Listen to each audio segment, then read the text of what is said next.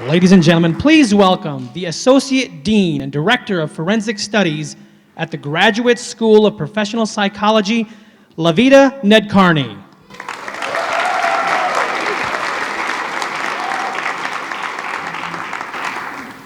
Good afternoon. Thank you to Provost Kivestead and Chancellor Chop for inviting me to speak today about the wonderful work that we are doing at the Graduate School of Professional Psychology, and thank you all for coming today. So I'm sure many of these images look familiar to you. Quincy ME was a television program that was broadcast from 1977 to 1984 during a time when I was an undergrad student studying psychology, volunteering in prisons, and going to graduate school in forensic psychology. People at that time didn't know what forensic psychology was. Based on this TV series, they kept asking me, "Are you going to counsel dead people?" And, fast forward 30 years later to the present, and the ironic thing is that one of our best field placements is at the medical examiner's office, and some of our students are death investigators with the ME's office after they graduate. Part of that is the field of psychology has changed. Our understanding of how psychology can be involved in systems and helping systems has grown and has facilitated this growth.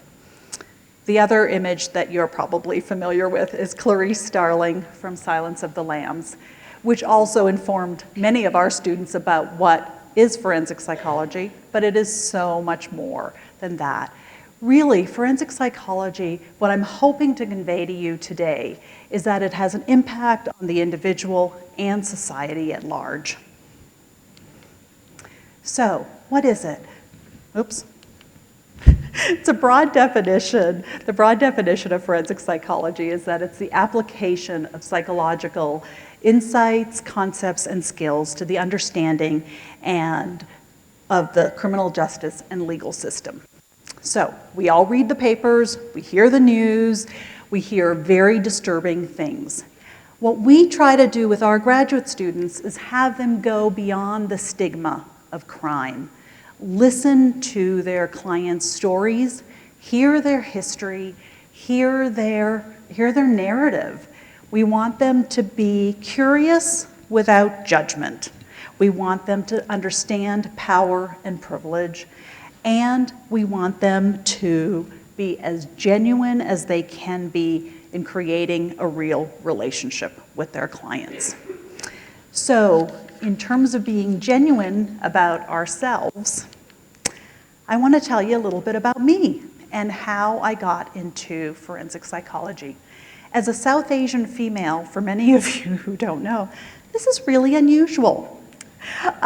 So, I have lived as an immigrant in 3 countries, residing in very diverse communities, working amongst and with underserved populations. This is what changed my life.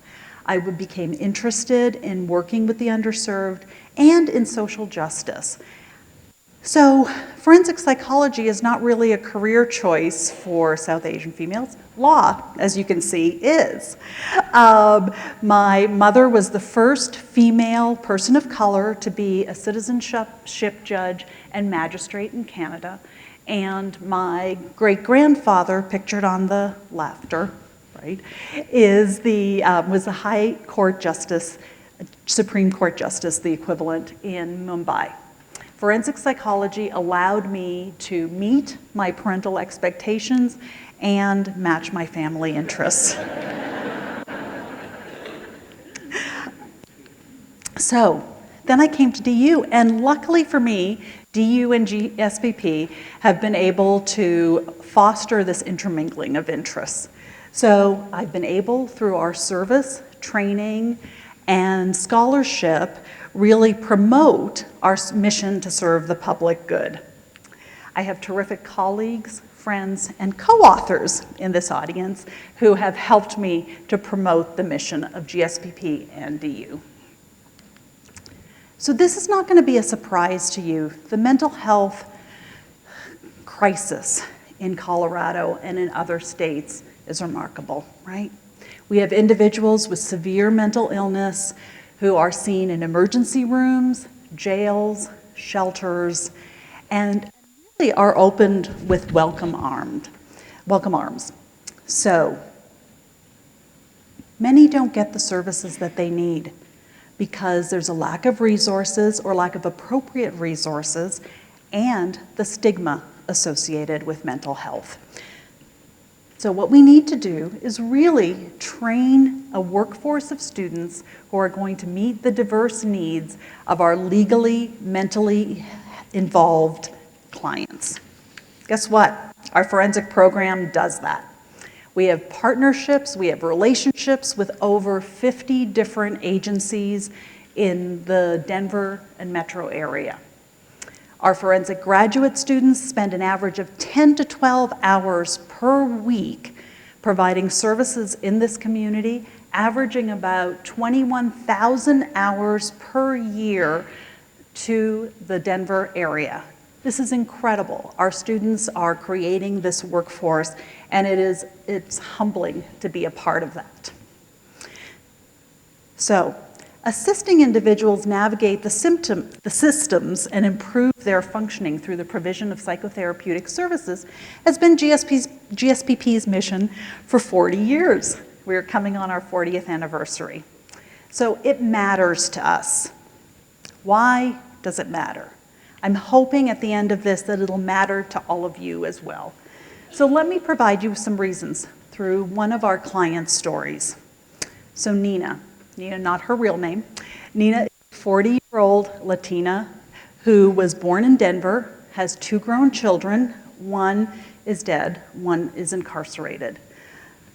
She was raised in a single-parent household shortly after her father left the home by a single mom.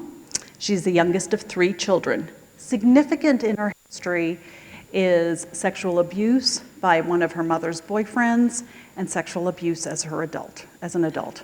Her history is replete with trauma. She has been involved in numerous domestic violence relationships. She has had multiple suicide attempts.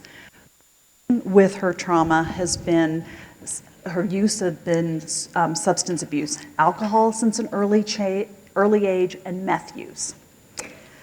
So she has also been homeless. She has lived on the streets, and she has lived in shelters.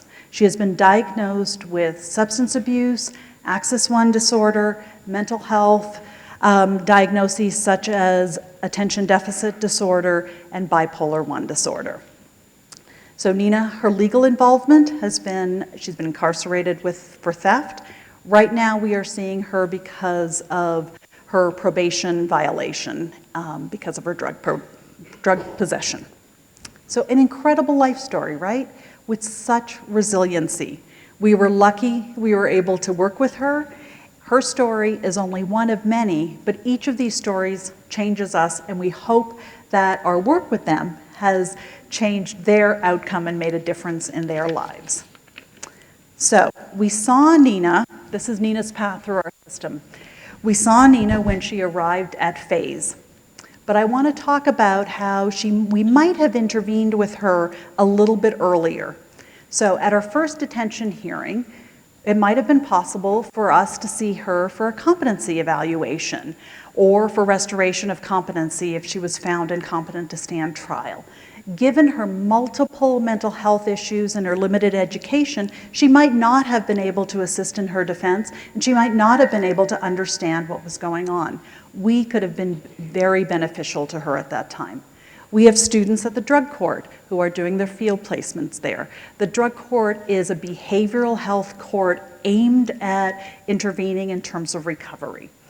What we did see her through was FASE. FASE was a grant-funded program, a combination of working with the City and County of Denver, really innovative program, and Mental Health Corps of Denver, Center of Denver, and GSPP.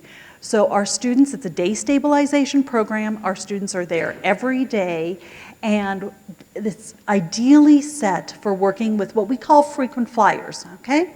These are clients who are homeless, mentally ill, and substance abusing. They get involved, they get picked up on the streets for trespassing, loitering, and they're in and out of the jail system. They're costing the city a lot of money. This is a really innovative program to help them. And what we do is we provide a day treatment for them. They come every day. Their probation officer meets every day with them. Our students see them every day. So for Nina, she gets seen on a daily basis by either our students or the MHCD staff. She is seen for individual therapy. She is seen for group therapy. She is seen for case management to help with her housing, her employment, her SSDI. So every day she comes there. Research has shown that recidivism is increased 40 to 70% if a person's time is unoccupied, if they were previously incarcerated. This is giving her a meaningful way to occupy her time by providing case management services and therapeutic services. This is a real relationship that she is building with us and the FAZE program. Her story's not complete, but we've given her options for changing that ending, and we're really, really proud of the success. She has been a constant participant in this program and has not been successful on probation prior to this time. So we are very, very proud of the way that this is working so far.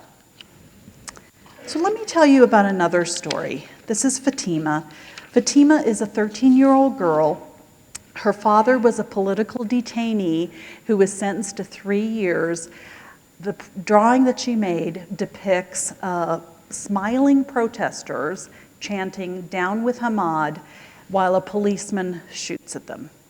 Fatima and her mother came illegally to this country from Bahrain, fearing that she would also be tortured and abused.